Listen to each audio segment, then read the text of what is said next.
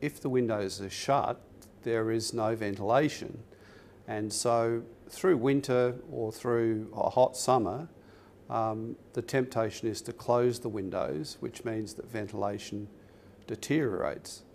And yet, to get anything like the amount of ventilation that's desirable to reduce the spread of COVID, as an example, you would need the windows fully open all of the time.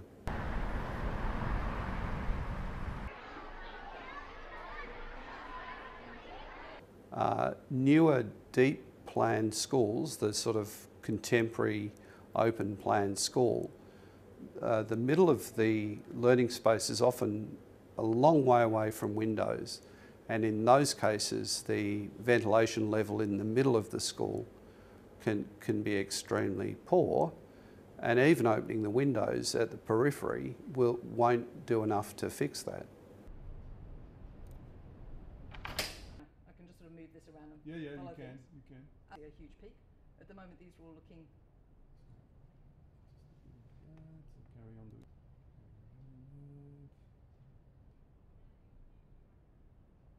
The one thing that surprised me when I looked into this issue was that we don't have any indoor measures of air pollution. In fact, it might surprise you to know that there are no standards or regulation about the quality of indoor air. So the first step we needed to do to be able to help to find ways to reduce our exposure to indoor air pollution is to measure it.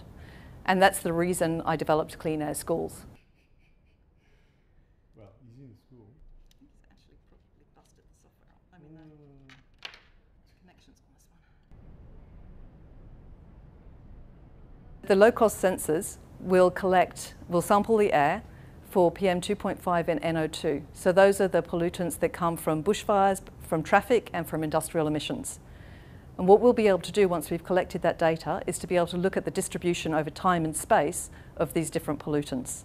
And the reason that's important is because we need to understand the actual exposure levels inside buildings where people spend 3/4 of their time, and kids included, and also outdoors, so we can start to identify where the air is cleaner and the kind of actions that we can take to ensure we have clean air that's safe to breathe.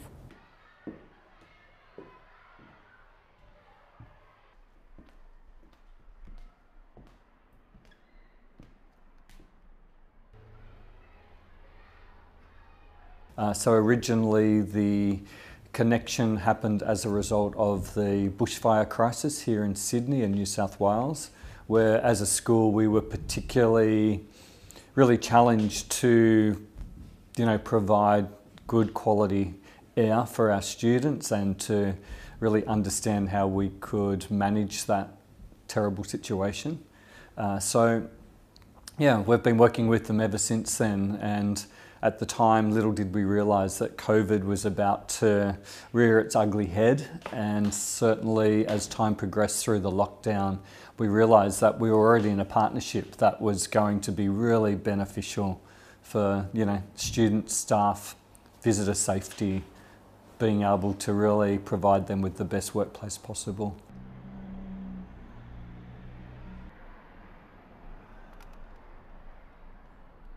It feels really safe, with COVID and everything, just illnesses, just to be able to know that our air quality is safe and good. I think it's a good idea because it can help us record if we need to change anything or add anything to help make the air suitable for the students. So that's where what we need to identify is when, for example, it's a good time to open a window. If you're near a highly trafficked road, you don't want open windows facing a commute traffic road in the morning. But once that commute traffic lifts, you may want to purge the air out of the room, open windows, open doors, get cross ventilation, or use mechanical fans in order to clear out the air pollution inside that room. Obviously, it would be great if we could put air cleaning technology in every room, but at the moment that is an expensive solution to do everywhere, so we need to identify the areas that need the most help quickly.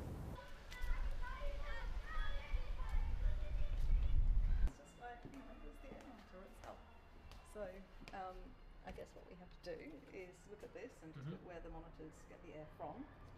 We're trying to get a representative sample so we can develop some policy recommendations that will be more broadly applicable throughout schools. When are you back to India? This monitor will be sampling the air for 15 minutes in this classroom, and what we're trying to identify is whether or not we can make some really simple interventions in this space for the kids, so that when, for example, we have traffic outside that window, we might need to close the window in the morning commute just to keep the air quality in here better. Put it back on the windows. Sure. I actually don't remember, were your things pointing in or out? That's it, that's good. Comes down to safety. Comes down to children being able to learn and be in a great place. Yeah, healthy, happy, safe. Outdoor monitor. It's getting a lot of sun, which is great.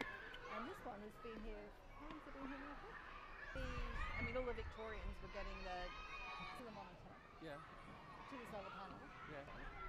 During bushfire season, What we're trying to do is look at that gradient of indoor and outdoor air pollution. So what we'll be able to do is get the readings from this one, get the readings from the one inside, and actually see the difference between those two readings for PM 2.5 and NO2. And that will help us understand whether or not the building is being protective for the kids' health and reducing their exposure to air pollution, or potentially capturing air pollution and making the indoor conditions less healthy. When it's really bad air, 1 minute the breeze comes. Yeah, okay. So, because you're in a sense unusual.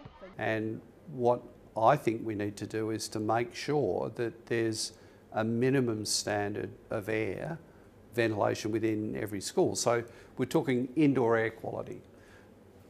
The quality of indoor air in a school should be something that we can guarantee to students and to their parents, of course.